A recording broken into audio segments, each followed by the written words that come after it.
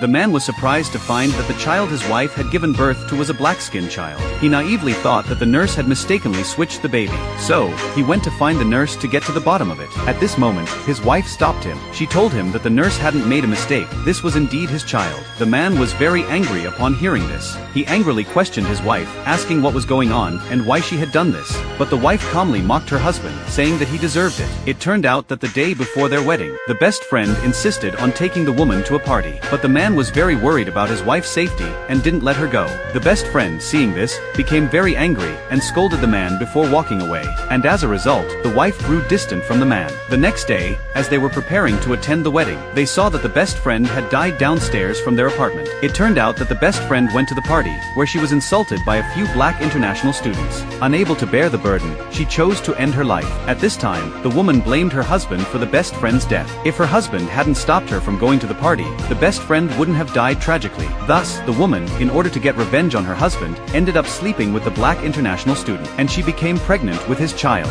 When the child was born, it almost shocked the entire family of the husband. The husband's mother couldn't accept the reality, and immediately took the child and left. The man was very worried, and tried to comfort his mother. So, he went with others to find her. But unfortunately, mother and son were in a car accident on the way. The mother died on the spot. At that moment, the man swore that in the next life, he would make his wife pay the price. When the man opened his eyes again, he found himself reborn a year ago. It was the day before his wedding to his wife. At this time, the wife warned the man again that if he didn't let her attend the party, she would cancel the wedding the next day. The man recalled the previous life. To try to keep his wife, he even knelt in front of everyone and threatened to commit suicide. But the wife he tried so hard to protect ended up causing his family's ruin. Now, with this second chance at life, the man decided to let his wife go to the party to fulfill her wish. The man even made a symbolic attempt to keep his wife from going. But the best friend was very dismissive of the man and immediately dragged the woman away. The man wanted to see what would happen to his wife without his protection. What kind of fate would his wife face? Soon,